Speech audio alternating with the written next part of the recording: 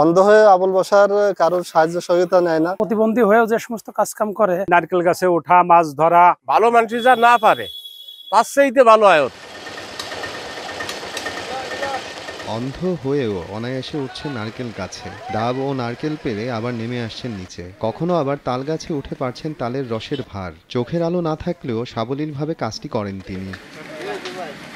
দৃষ্টি হারালেও অনন্য প্রতিভায় গ্রামের নষ্ট টিউবওয়েল দক্ষ হাতে মেরামত করেন প্রতিবন্ধী আবুল বাশার। শুধু তাই নয়, মাঝে মাঝে গাছও কাটেন তিনি। তার সব থেকে অবাক হওয়ার মতো ব্যাপার তার মাছ ধরার বিষয়টি। চোখে দেখতে না পেলেও পুকুরে নেমে ডুব দিয়ে পানির নিচ থেকে হাতেই ধরে নিয়ে আসেন জ্যান্ত মাছ।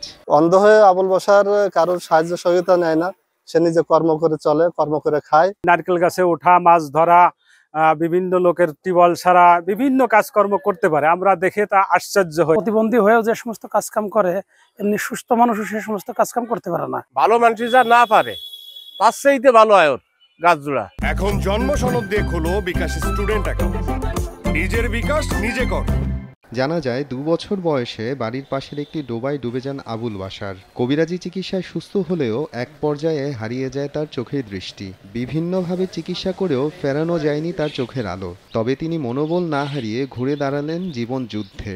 দৃঢ় মনোবল ও আত্মশক্তি দ্বারা স্বাভাবিকভাবে রপ্ত করতে থাকেন সব ধরনের কাজকর্ম। শরীরের অবস্থা ভালো না, গাছের তো একবার পড়ে গেছে, হাত কেটে গেছে, পায়ে রগে দুটো রগ জোড়া লাগাইনে আর গাছে উঠতে পারতেছি না। তার কর্মসংস্থানের ব্যবস্থা করে দিত সরকার, তাহলে সংসারটা ভালো মতন চলতো। প্রতিবন্ধী ভাতার ব্যবস্থা করা হয়েছে বাশারের জন্য।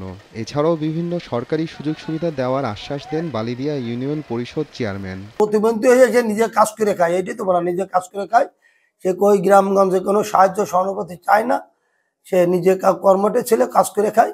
আমি তার সার্বিক মঙ্গল এবং দীর্ঘায়ু কামনা করছি। আবুল বাশারের প্রতিভায় সমাজের বিত্তবানদের এগিয়ে আসার আহ্বান স্থানীয়দের।